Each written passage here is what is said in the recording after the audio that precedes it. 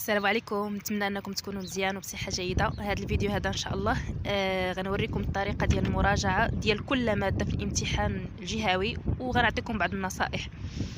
اللي بدا الامتحان اللي بدا يوجد مزيان، واللي باقي ما بدا هذا هو الوقت المناسب باش انكم تبداو، باش ما تخليش كلشي يتراكم عليكم. دابا تقريبا مازال واحد ما كاملاش شهرين باش ما يتراكمش عليكم، ولو انكم فقط تحضروا المواد وتفهموا. باقي الحال انكم تبداو باول ماده اللي هي الاجتماعيات، ماده الفهم والحفظ. هذه الماده غنركز لكم عليها مزيان، غنعطيكم واحد الطريقه الا طبقتوها على الاقل ضمنوا 18 19 في الامتحان الجهوي. اولا غادي نمشيو للدروس، غادي نطلعوا على الاطار المرجعي باش نعرفوا الدروس اللي داخله في الامتحان الجهوي. هنايا غادي نشوفوا المجالات الفرعيه، كاين تاريخ العالم، تاريخ المغرب العربي، وتاريخ اوروبا، وتاريخ المغرب.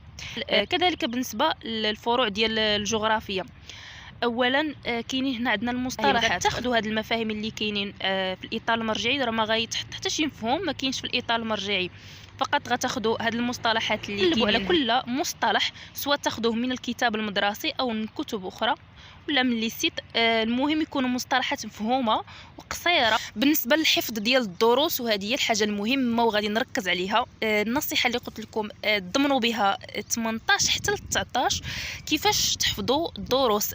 ديجا كنت درتها في واحد الفيديوهات قدامين، كنت وريتكم الطريقه ديال الحفظ بالنسبه للماده ديال الاجتماعيات، واللي هي طريقه ديال انكم تحفظوا الدروس من الامتحانات الجهويه، من تصحيح الامتحانات الجهويه. تلقاو فيها المنهجيات، غادي تلقاو فيها الاسلوب ديال المصححين، الطريقه ديال الاجابه.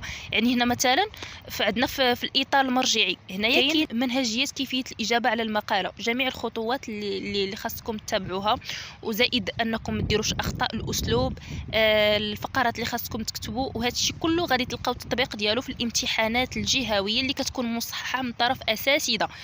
يعني كيكتبوا الفقرات ما زايده ما ناقصه، كيكون الاسلوب جيد خالي من الاخطاء. وغتعرفوا حتى الناس اللي كيسولوا واش غنحفظ ملخصات، واش غنحفظ من الدروس ديال القسم، هذا الدرس هذا طويل.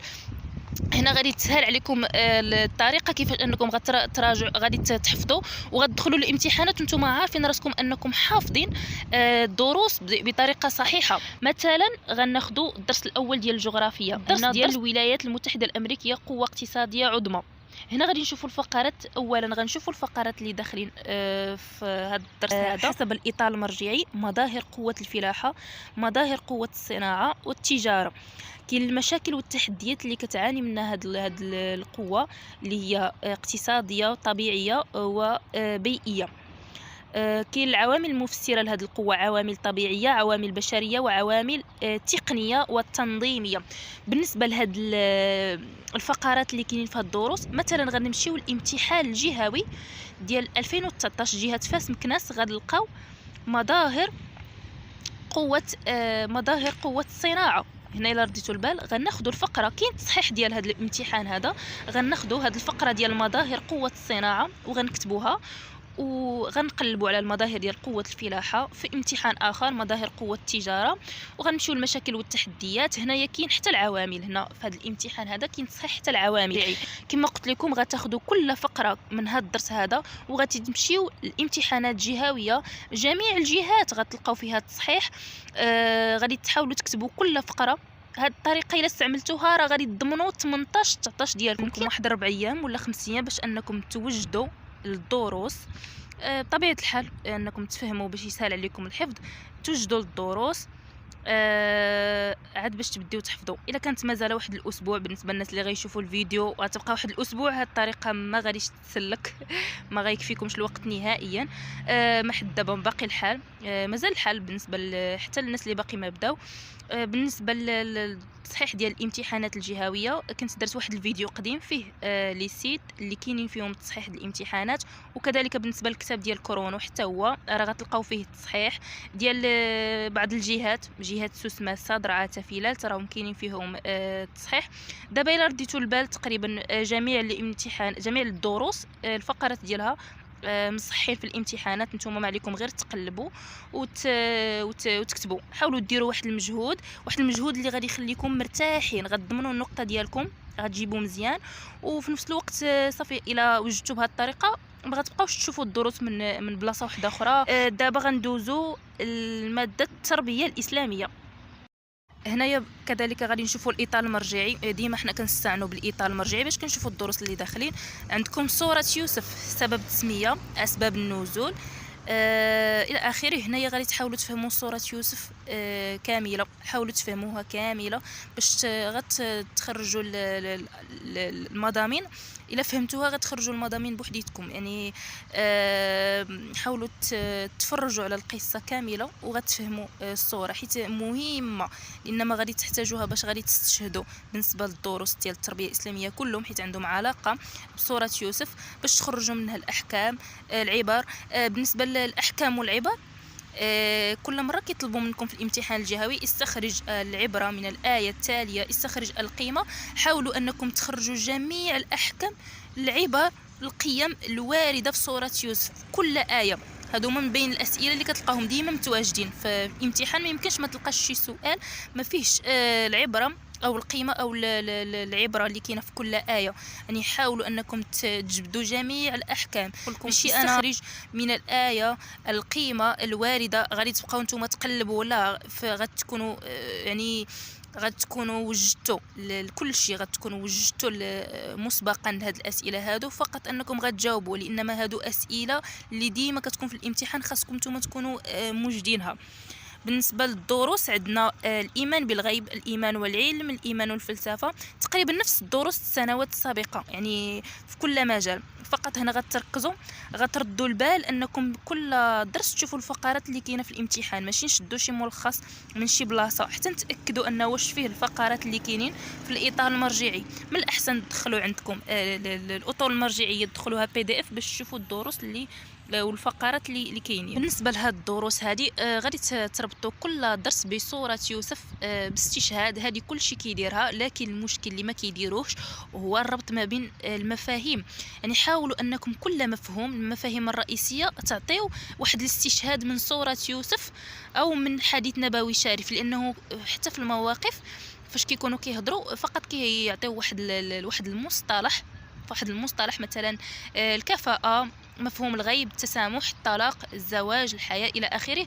غادي تحتاجوهم يعني في هاد الاستشهادات لكل مفهوم غادي تحتاجوه، أو الاستشهاد كما قلت لكم من حديث نبوي شريف. مثلا درس ديال الأمانة، قول الرسول صلى الله عليه وسلم: أدي من ائتمنك ولا تخن من خانك. لانه هنا فاش كيطلبوا الراي ديالكم في شي موقف كيكونوا كيحدوا مفهوم معين في شي درس، ماشي الراي ديالك في الدرس باكمله. فهمتوا؟ يعني هنا قلنا على انه الربط بين الدروس وسوره يوسف، وكذلك الربط ما بين كل مفهوم. وردوا البال واحد الحاجه كذلك، الربط ما بين كل درس والدرس. هنا الا رديتوا البال تقريبا الدروس ديال التربيه الاسلاميه كلها مرتبطه فيما بينها. هنايا في بعض المواقف كيطلبوا منكم جوج ديال المفاهيم ولا كاع 3 ديال المفاهيم اللي كيكونوا من دروس. مثلا في الامتحان الجهوي ديال 2022، امتحان الجهوي 2022 تطرح واحد السؤال: اثناء مشاركتك في الندوه بين صله اليقين بالصبر والايمان مع الاستشهاد. هنا عندنا 3 المصطلحات وجوج دروس، يعني حق النفس والايمان.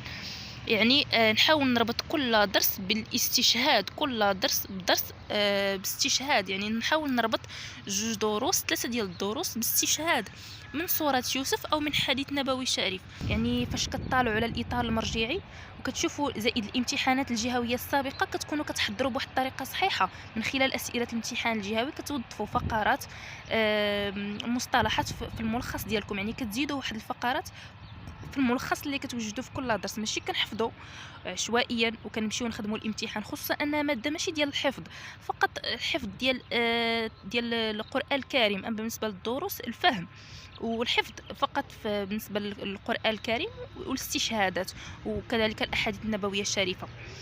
بالنسبه لماده العربيه، هنا كذلك غادي نشوفوا الاطار المرجعي.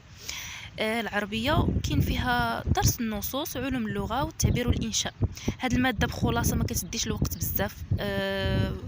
حاولوا تاخذوا فكره على كل مكون من هاد الثلاثه هادو ودوزوا ديريكت التطبيق في الامتحانات اللي غادي تلقاو فيه الطريقه ديال الاجابه كذلك والمنهجيه. هاد الماده تقدروا تخليوها هي التاليه، حيت ممكن تخدموها بالنسبه يعني الا كنتوا خديتوا فكره على الدروس اللغويه التعبير والانشاء، لانه درتوا فروض يعني ممكن فقط سيمانه تكفيكم على حسب كل واحد والخدمه ديالو. هنايا عندنا بالنسبه لدرس النصوص، كيكون درس النصوص غنعطيكم واحد الخلاصه على العربيه. عندنا درس النصوص اللي كيكون واحد النص كيديروا في الامتحان، واحد النص مرفق بالاسئله، ممكن يكون كيهضر على شي مفهوم ولا خطاب او شعر على حسب المجزوءه. الاسئله كتكرر، فقط النص اللي كيتبدل. هنا غادي تضبطوا الطريقه ديال الاجابه بالخدمه على الامتحانات. مثلا عندنا كيتعاودوا الاسئله بحال علاقه النص بالعنوان، افترض المجال الذي ينتمي اليه النص انطلاقا من بدايه النص، اشرح قول الكاتب، استخرج الحقل المعجمي، القضيه المحوريه الى اخره. يعني غتضبطوا هذا الشيء بالاشتغال على الامتحانات الجهويه. بالنسبه لعلوم اللغه هي الدروس اللغويه، عندنا التمييز، العدد، المصدر، الامر، النهي، التمني، الاستعاره. الدروس هادو تقريبا ساهلين بالنسبه للعلميين، يعني بساطين، حاولوا تفهموا من خلال الملخصات. اصلا غتكونوا فاهمين يعني وخديتوا فكره على كل درس، لانه درتوا فروض. يعني فقط تبداو تخدموا الامتحانات، غتمشيو الامتحانات. بالنسبه للتعبير والانشاء كاين تقريبا مهاره تحليل صوره، مهاره توسيع فكره، مهاره الربط بين الافكار، ومهاره المقارنه والاستنتاج. هنا المنهجيه ديالهم والطريقه ديال الاشتغال على كل مهاره. كنصحكم بكتاب كرونو، لانه فيه نماذج منهجيات ونماذج مصححه. حاولوا انكم كل مهاره خدمتوها حاولوا تمشيو عند الاستاذ يصح لكم.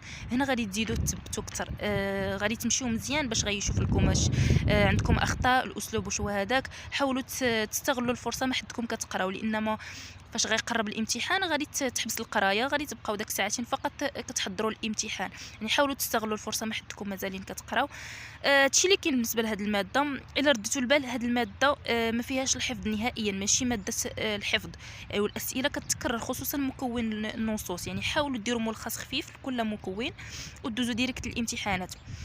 شتو الا رديتوا البال ركزت على الامتحانات الجهويه بزاف في كل ماده، لانه هنا كتعرف راسك واش راك غادي مزيان، واش كتخدم مزيان، وكتقارن داكشي اللي درتي مع التصحيح. بون هادشي اللي كاين بالنسبه لهاد ثلاثه ديال الطويل. بالنسبه للفرنسيه غنخليها الفيديو الجاي وغنحاول نركز عليها، لان من المعامل 4، وغنعطيكم نصائح مهمه باش بالنسبه للناس اللي ما عندهمش مع الفرنسيه، الناس اللي ناقصين في الفرنسيه. هادشي اللي كاين. نختم الفيديو بالصلاه على الرسول. اللهم صل على سيدنا محمد وعلى اله واصحابه اجمعين. نشوفكم في فيديو جاي ان شاء الله.